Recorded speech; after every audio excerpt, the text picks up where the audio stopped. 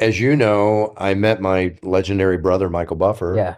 when I was 20 years old. We didn't grow up together. We're long lost half brothers. But my dad introduced me to boxing. My dad was a Marine, World War II in Korea, was in the Corps for like 13 years, was a drill instructor at Camp Pendleton, and went on to, I learned all my entrepreneurial spirit from my dad. He went on to run Fortune 500 companies and all that kind of stuff.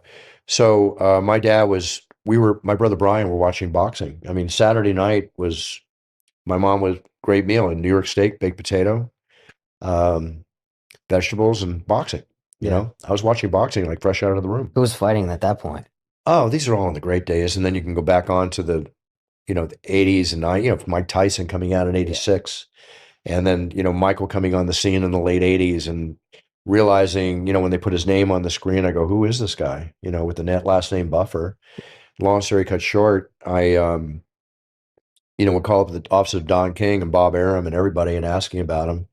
And finally, I was driving up north with my dad and I said, Dad, people are stopping me, asking me if this guy's my brother, Michael Buffer, the boxing announcer. He had this whole debonair, great looking, still great looking guy, the James Bond demeanor, the whole bit, changed the whole role of announcing. And they said, is that your brother? And I go, no, my brother's Brian. Brian's my brother I've, you know, grown up with. And I would say no. And they said, Dad, do you know anything about this? And I got this. I think that's your brother.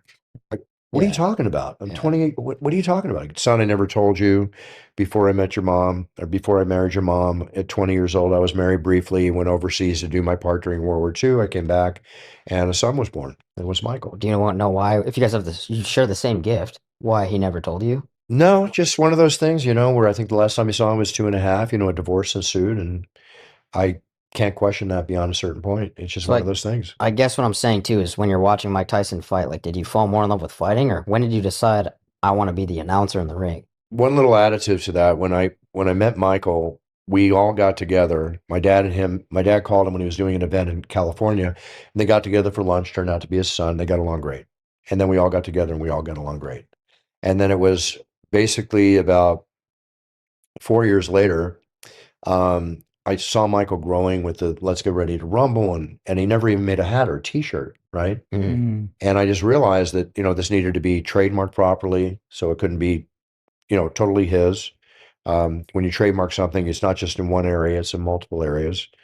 And I was making great money, beach house, the whole bit in the telemarketing industry. But I was burned out on what I was doing.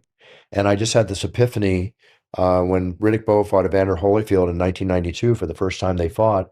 I was at the event and I saw everybody go crazy that night, when Michael would go into his rumble, whether it was Hulk Hogan, Jack Nicholson, whatever, just going nuts. And I went back to my hotel room instead of going out in Vegas and doing what we all like to do in Vegas and, party, blackjack, whatever the case might be. And I incessantly wrote 3 pages of notes, trademark the phrase, put them in football fields, basketball, toys, video games, all this kind of stuff I thought I could create and make happen. And I met with Michael and I said, I want to roll the dice. I mean, I'm doing great, but I'm burned out. I mean, I love the money I make and everything, but I want to sell both my companies. I want to quit with the money I have in the bank. I want to be your manager and your business partner and make this 5 words, part of American culture, and build the brand with you and put you in every area of sports and entertainment possible.